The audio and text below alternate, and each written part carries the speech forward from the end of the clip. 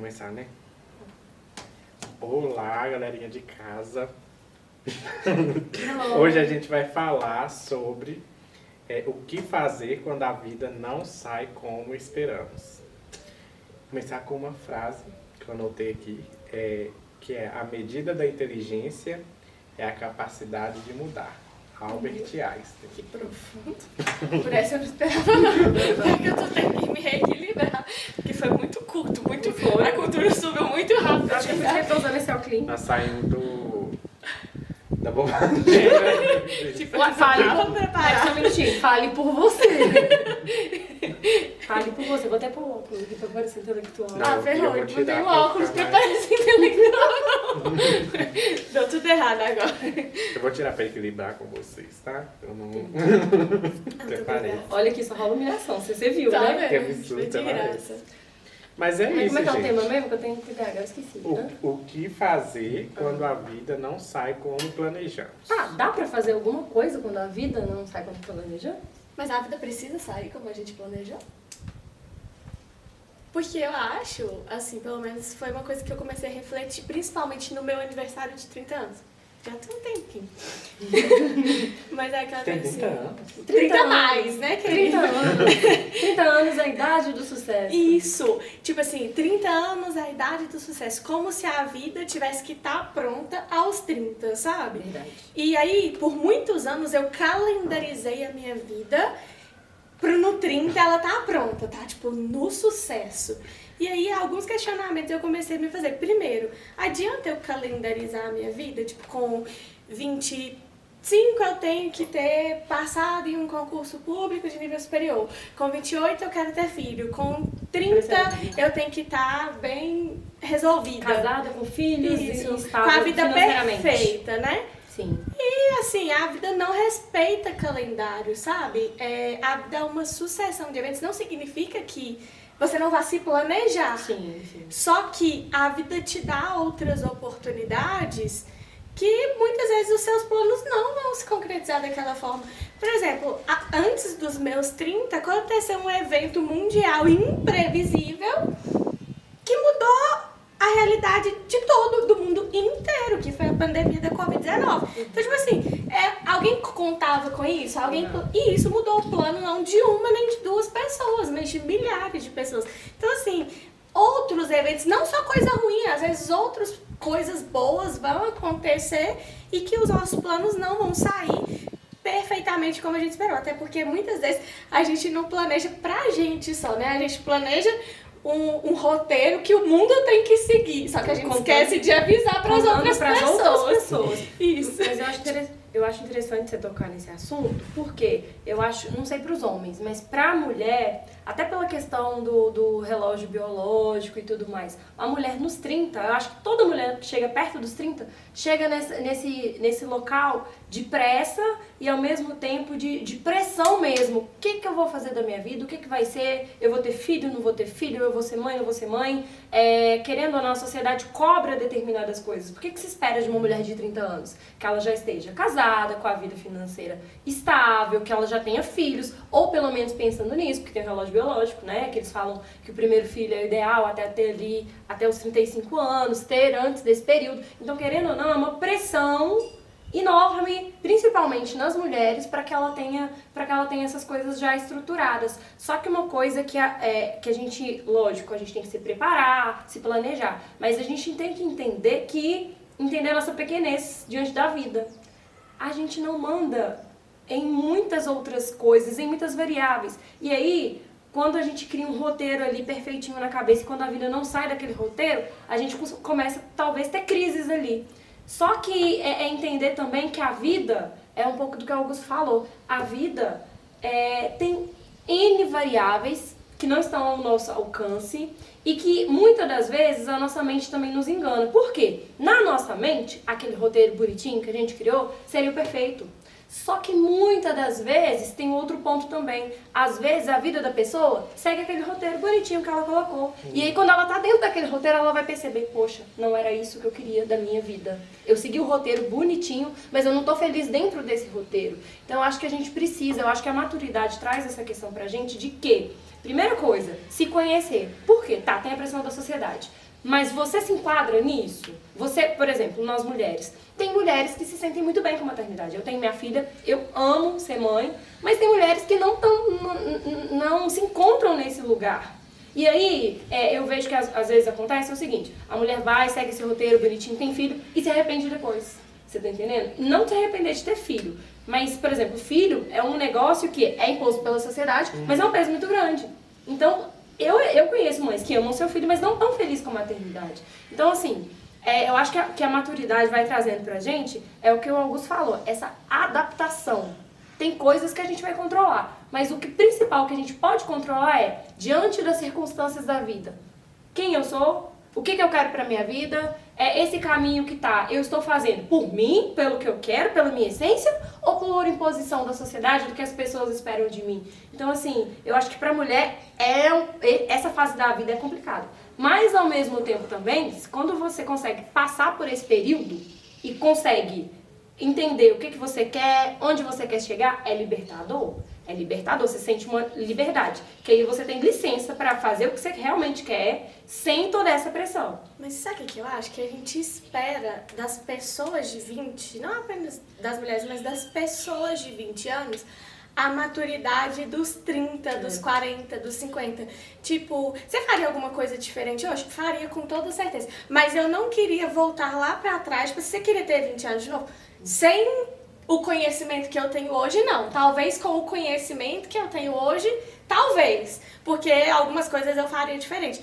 Mas não tem como eu querer voltar aos 30 e fazer diferente, porque a pessoa que eu era aos 20 é diferente das que eu sou aos 30. E ao mesmo tempo, essa pessoa de 20 lá foi quem construiu essa pessoa que você é aos 30. Então, se não tivesse assim, tido essa pessoa, você não seria você. Mas sabe, não sei, nessa coisa de planejamento, eu senti muito em mim, sabe? Que quando eu tava ali nos meus 18, 20 anos, eu esperava viver quando eu construísse algo. Tipo assim, eu vou começar a viver depois que eu terminar a faculdade, ou eu vou começar a viver depois que eu conquistar o emprego dos meus sonhos, ou eu vou começar a viver isso. E aí eu descobri, percebi, e hoje eu tento ser diferente, que a vida tá acontecendo. Ela não vai acontecer quando eu concluir algo, ou quando eu alcançar um plano, ou quando a meta for cumprida. A vida é uma sucessão de momentos que eu preciso aproveitar eles com intensidade, porque quando eles passarem, eles passaram.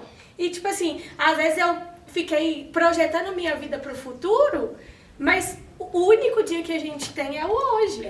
Porque assim, o ontem já foi. E o amanhã eu nem sei se ele vem. Então eu deixo de viver o hoje pra construir o amanhã. E aqui, quando eu falo isso, né, tipo, vou meter o louco, viver cada dia como se fosse o último, tipo, agindo loucamente. Não, gente, porque quem acredita que a vida não é só a terra, né, só estar aqui, a gente não vai fazer isso. Sim. A gente acredita que a alma segue viva, né? Mas lembrar que o que eu tenho pra viver é hoje. Então, eu tenho que aproveitar minha família hoje, eu tenho que aproveitar as pessoas hoje, eu tenho que aproveitar as circunstâncias hoje. Sim. E muitas vezes nossos planos vão se frustrar, não uma, não duas, mas inúmeras vezes. Mas vocês não têm a sensação? Eu, pelo menos, tenho essa sensação. Com opiniões, coisas que eu tinha, que eu queria na minha vida, pessoas que eu queria que ficassem na minha vida, situações que eu queria que acontecesse, empregos que eu queria ter ficado. E hoje eu vejo que não acontecer, a vida não seguir os meus planos, foi uma benção. Hoje eu vi uma mensagem até no Instagram, falando assim que quando você chega nos 30 anos, você toma ranço da metade das pessoas que você conhece, que você conhecia, que é a idade que você chega. Mas vocês pensando assim, realmente, tem várias pessoas que escrevem histórias parecidas. Então, assim, o 18 anos, o 30 anos, 60 anos, assim, são a chave de que a pessoa, assim, ali eu vou estar estável fazendo tal coisa. E aí as pessoas criam esse padrão na cabeça que tem que seguir. Mas é cada um escrevendo sua história. Então, tipo assim, se você pegar ali e você começar a ponderar, não, realmente a gente precisa de dinheiro para fazer as coisas, a gente precisa ter uma estabilidade, mas se você começa a se planejar de uma forma diferente, sair dessa bolha e falar assim, não, eu estou escrevendo a minha história, vou escrever do jeito que eu quero. E aí quando você começa a sair um pouquinho e começa a fazer as coisas aos pouquinhos, né? Você começa a fazer uma história diferente. Não sempre vai ser do jeito que você quer, mas vai ser um pouco diferente. Mas pelo menos você vai estar vivendo com mais verdade, com aquilo que você vai estar realmente quer fazer. experimentando, né? E o seu tempo não é o tempo dos outros, sabe? Porque, tipo assim, a gente só pega também das redes sociais, não sei o que, as histórias de, abre aspas, sucesso.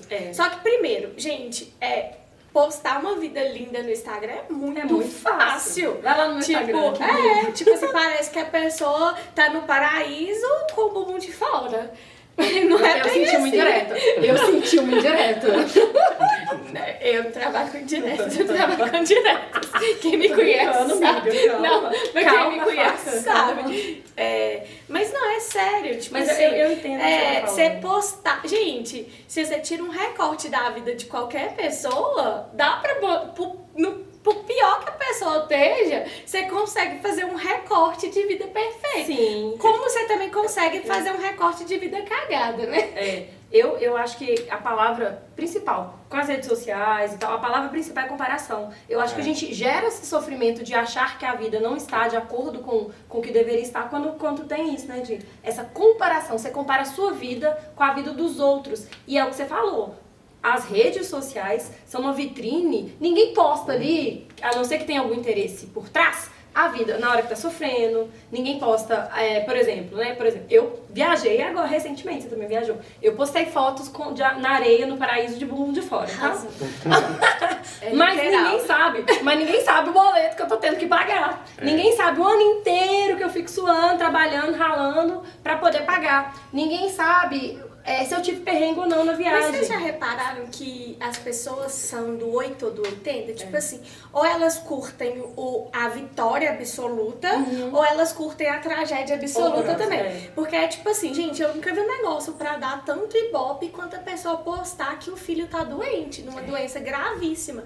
Tipo assim, gente, qual que é o prazer que as pessoas têm com a tragédia, né? de viver a tragédia do outro? Será que é pra eu falar assim, não, minha vida tá ruim, mas tem gente que tá pior? Eu acho que infelizmente, é isso. É do ser humano a comparação. Você sempre acaba gerando comparação. Tanto a pessoa que tem uma vida, né, que você analisa nas redes sociais, nossa, que vida legal, só, viagem, ou qualquer outra coisa, ostentação, fulano comprou uma casa, fulano comprou um carro. Querendo ou não, a gente acaba se comparando, sim. Mas também tem esse ponto, tipo, fulano tá na merda, tá pior que eu. Infelizmente, é do ser humano, eu acho que tem isso sim. Tipo assim, mas aí o povo vai e fala assim, não, eu tô acompanhando a história do fulano, que é porque eu tô rezando por ele.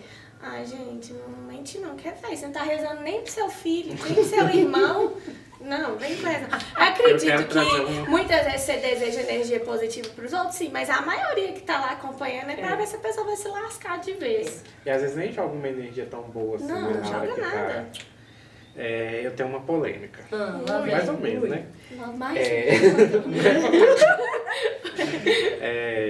Quando a gente planeja as coisas, pode acontecer da gente contar para os outros.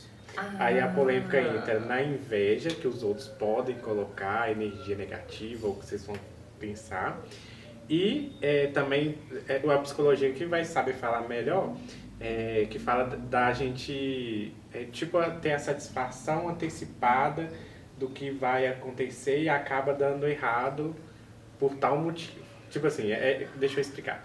Você tá se planejando, e aí você começa a contar para as pessoas, e aí as pessoas vêm até você, nossa, parabéns, e aí você começa na sua mente interiorizar que você já conquistou, e às vezes você não consegue por causa disso, e também tem um outro lado, que quando você conta para outras pessoas, acaba ali você tendo um compromisso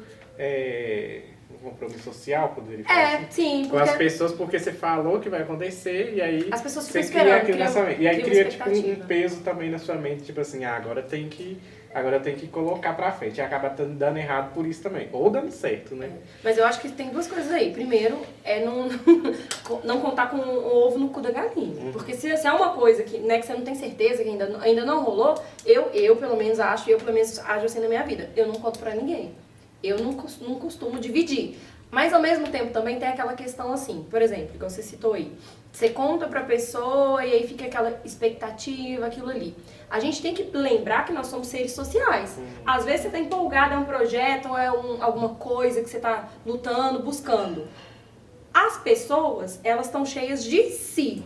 E querendo ou não, dependendo do que for, você contar pro outro, você vai estar se contaminando com a energia do outro. Sabe por quê? Nem todo mundo, e não é por maldade, não é por inveja, nem todo mundo vê a vida da mesma forma. Às vezes um projeto audacioso, sei lá, vou abrir uma loja, vou realizar um sonho, vou fazer um mochilão na Europa. Para alguns vai ser visto como, nossa, você é louco, não faz isso. Pra outra pessoa que você for contar, vai mesmo, vai te dar todo apoio, que não sei o quê. E a pessoa que pesa a sua onda, nem sempre ela tá querendo pesar a sua onda. Mas ela gosta de você, por exemplo, uma loja, e tem medo que você se frustre. Por quê? Na vida dela, ela já se frustrou com alguma coisa, entendeu? Então, assim, esse negócio de você contar pros outros é algo que a gente tem que ter muito cuidado por conta disso. Você tá entendendo? Por quê? Primeiro, sem estar concretizado. Segundo, aquilo ali vai contaminar a minha energia, porque às vezes você tá com gasto todo pra pôr um projeto pra frente. Você fala com alguém, é como se jogasse areia na sua farofa. E aí você perde aquele gasto todo que você tava. Então, assim, a gente tem que ter um pouco de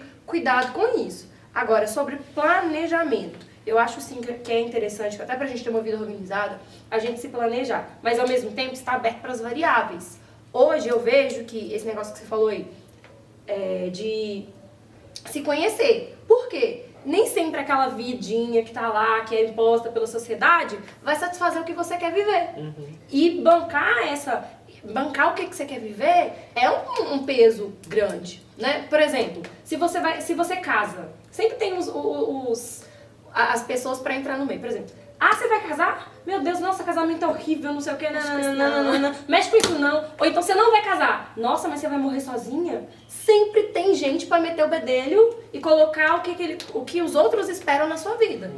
Eu tava pensando nisso que vocês estão falando, e principalmente quando você falou sobre contar planos para as pessoas. Eu acho que tem tantas variáveis, tantos kartings, abre tantas janelinhas, isso que, primeiro, sim, gente, as pessoas são invejosas. Eu não sou invejosa. Todo mundo tem inveja de alguém em alguma circunstância. Eu lembro sua mãe não seja de um texto que ela leu, que ela descobriu. Que ela é invejosa. O texto chama Severa Inimiga, do livro Laços de Afeto. Todo mundo, em alguma circunstância ou em alguma medida, é invejoso, sim. E sim, gente, eu posso contaminar os meus planos com a inveja alheia. Aí as pessoas pensam que, tipo assim, mas meu amigo, ele nunca vai me desejar mal. Não é sobre desejar mal, porque nem sempre a inveja é regada de maldade. Tipo assim, muitas vezes ela é um ato que nem é do seu consciente, ele é do seu subconsciente. Muitas vezes, tipo assim, eu quero o melhor pros meus amigos. E muitas das minhas orações são, isso é real, tá? Muitas das minhas orações são, Senhor, que a minha energia negativa não contamine o fulano. Eu peço isso, porque eu sei que Deus, que Maria, que Jesus, eles têm capacidade de blindar isso. Porque muitas vezes você manda algo de ruim, não porque você tá desejando ruim, mas porque de alguma forma o peso da inveja sobrecarrega aquele. E isso me lembra muito uma fala de Paulo de Tarso, que ele fala: o bem que eu quero, esse eu ainda não dou conta, mas o mal que eu não quero, esse eu ainda pratico. Sim. Então, muitas vezes, no nosso contato com os nossos amigos, com um plano não concretizado, a gente sem maldade, sem intenção maldosa, acaba sendo maldoso. Mas tem uma definição também. Eu ouvi uma vez, e assim, eu acredito muito nisso, que é o seguinte: inveja não é a mesma em todas as circunstâncias. Porque o que é inveja? Você vê o sucesso do outro, você desejar aquele sucesso pra você e achar que o outro não merece. Essa é a inveja. Por isso que, assim, a inveja não é só você querer o que é do outro, não. É você querer o que é do outro e ainda pensar, fulano, por exemplo, um amigo teve uma conquista. Nossa, mas fulano tendo essa conquista... E aí, só que tem um outro lado também, que não sei se o termo seria inveja, mas seria de tipo, fulano conquistou determinada coisa, é uma coisa que eu gostaria de conquistar também. Acaba pesando, sim, mas é algo mais leve. Também. Não, mas aí que mas eu falo pra assim, mim tudo é inveja. Pra mim, tá? Na minha concepção, tudo é inveja. Mas a inveja, assim como outros sentimentos, tem graus. Você não ama seu amigo como sendo a sua filha. Mas não deixa de ser amor, Sim, porque é em outro nível. É porque pra mim, tá? Quando falo inveja, eu só penso As pessoas assim. só pensam no pior, tipo, a pior tipo de Entendeu? inveja. Tipo, eu quero o outro destruído, ou eu desejo, tipo assim, o pior. Porque na minha cabeça é o seguinte, inveja é o seguinte, você vê a vitória do outro, você quer aquilo ali pra você e acha que o outro não merece. Você tá entendendo? Não, é isso. Entendi. definição Tipo, que eu- Essa é a pior de todas. não, pra mim essa é tipo. quando Pra fala mim inveja, tem isso as vem na escalas. cabeça. Isso, não, e eu concordo que isso também é inveja. Mas na minha concepção, a inveja, como qualquer outro sentimento, ela é uma escadinha. Às vezes eu tenho inveja, tipo assim, nossa, o fulano já conquistou um carro, por exemplo, aos 20, eu tô com 30 e ainda não tenho. Isso, tipo. Gente, é inveja. Se eu tô desejando o que é do outro, ainda que eu não quero o que é dele. Eu não quero tomar o carro dele, Você eu quer quero ter um pra carro. mim. Mas eu tô com inveja dele. Só que aí eu tô no primeiro degrauzinho, sabe? Agora quando, além de eu, tipo assim, querer o que o outro tem, eu não quero o que o outro tem, eu quero o dele, aí é a inveja nível Hard Blaster Plus, né? Mas isso é pra mim, tá, gente? Eu, tipo assim, e eu não acho que existe um conceito fechadinho de inveja. Sim, é porque na minha, igual eu te falei, na minha cabeça, quando falo inveja, eu só penso nisso. No Eu penso no piorzão, pior né? nível, no pior nível. E assim, você se perceber vivendo a inveja é muito difícil. Porque a gente acha que a gente é bom, maravilhoso, super e blaster, né? E no caso, não, gente. A gente é um ser errante em processo de construção. Mas aí, ó, um ponto que você tocou que vem de encontro com o tema. A partir do momento que você se encontra no local que você tá satisfeito com sua vida, menos tendência a ter inveja você vai ter. Mas aí, o segundo ponto que eu fiquei pensando dessa coisa de contar planos para as outras pessoas é um vício mental de evitar responsabilidade. Do tipo, eu preciso que o outro me aprove para que eu execute o meu plano. É verdade. E isso é um vício de assumir responsabilidade, porque tipo, eu não tenho a coragem de bancar a responsabilidade do meu plano. Então eu conto para alguém, para a pessoa falar assim, vai lá, tô contigo. E tipo, eu tô evitando assumir responsabilidade sobre o meu próprio planejamento, sabe? Foi uma coisa que eu fiquei pensando. Então, Nunca tinha parado pra pensar nesse ponto. Essa semana eu estava até conversando com uma amiga minha que ela passou por esse tema que nós estamos falando. E aí, o que acontece? Ela planejou tudo de uma forma e aí as coisas tomaram totalmente rumos diferentes e aí ela tipo assim, apareceu várias vias para ela tomar decisões. Tipo assim, ela poderia escolher várias coisas. Aí eu falei assim com ela, olha, eu quando tenho alguma coisa assim, eu prefiro não tomar decisões em momentos turbulentos assim, porque eu acho difícil ponderar e escolher o exato. Aí eu falo assim, ó, Deus, isso aí não é comigo mais, é com você resolve aí pra mim. Aí eu falei isso com ela. E aí eu fiquei pensando nisso, sabe, da gente, nesses momentos assim de dificuldade, que faz essa mudança, que talvez não fosse o momento da gente tomar as decisões, sabe? Eu também concordo que grandes decisões você não toma na hora que os sentimentos estão bagunçados. Sim. Que você tá nem na alegria extrema, nem na raiva, nem na tristeza. Primeiro, você tem que deixar a água ficar um pouco mais limpa, né? A água dos sentimentos. Mas eu também penso um pouco que a gente terceiriza pra Deus as nossas decisões. Tipo assim, Senhor, eu tenho caminho X, Y, Z, agora com o Senhor.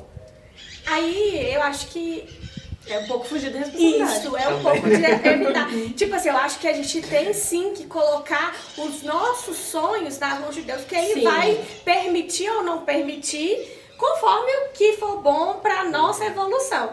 Mas, tipo assim, Ele não vai decidir por nós. Em momento nenhum Ele vai decidir por nós. A gente vai ter que escolher um caminho e começar a seguir nele. E aí Deus vai nos conceder ou não o que a gente espera. Mas lembrei de uma frase, que ela é assim, que Deus pode fazer tudo por nós, menos a nossa parte. E aí me veio a diferença disso, porque assim, tem momentos da vida que realmente você tem que tomar uma escolha, tem que tomar um posicionamento. Mas tem momentos na vida que você não tem escolha. Aí eu acho que nesses momentos que você não tem escolha, aí sim cabe entrar a fé e Deus, ó, coloco nas suas mãos. Eu passei por uma situação, há anos atrás, né, vocês acompanharam, né, que assim, eu me vi encurralada, não tinha pra onde fugir. Não tinha decisão pra tomar. Era aquilo ali, por pior que fosse, e era aquilo. Nesse momento, eu consegui fazer esse exercício de deixar a minha vida, largar de tudo que eu tinha. E realmente eu precisei fazer esse processo de largar de tudo que eu tinha planejado. A vida redondinha de margarina que eu tinha planejado pra mim. Eu precisei abandonar aquilo ali pra poder seguir. Eu não tive escolha. Eu não tive. O que eu tive foi: Senhor, coloca a minha vida, os meus planos nas suas mãos e segue. Nesse ponto, como eu não tinha escolha, que é diferente quando a gente tem escolha, eu deixei a minha vida nas mãos de Deus e foi a melhor coisa, foi a melhor decisão que eu tomei na minha vida, porque não tinha chão. Eu coloquei o pé e foi isso, e minha vida foi, como é que eu posso dizer?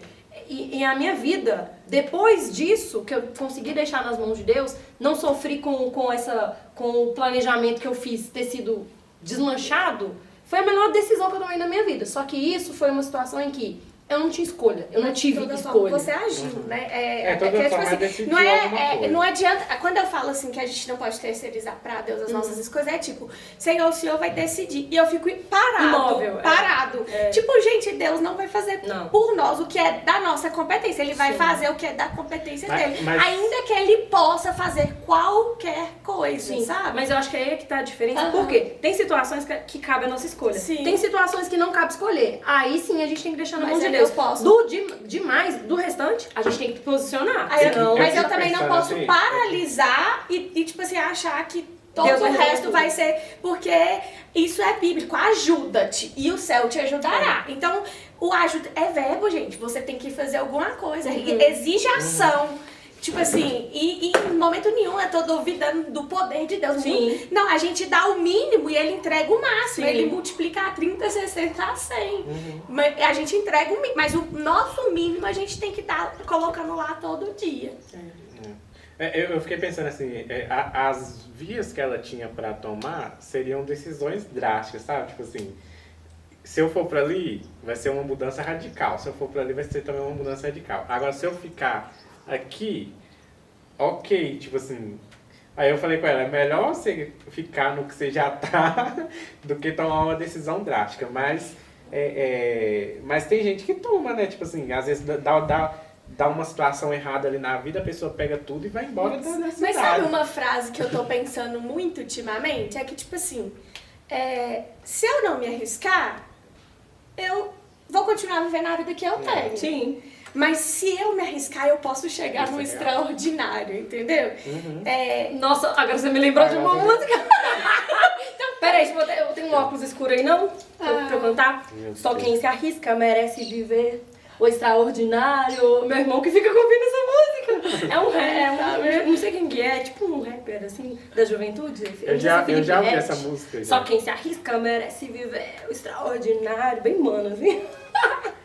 Ô, amiga, desculpa. Não, mas metade da nossa diversão mas divertidamente aqui, na hora que você falou, já pitou. Tipo assim, fez a conexão. Gente, vai como ensinar essa música. Meu irmão, salve meu irmão.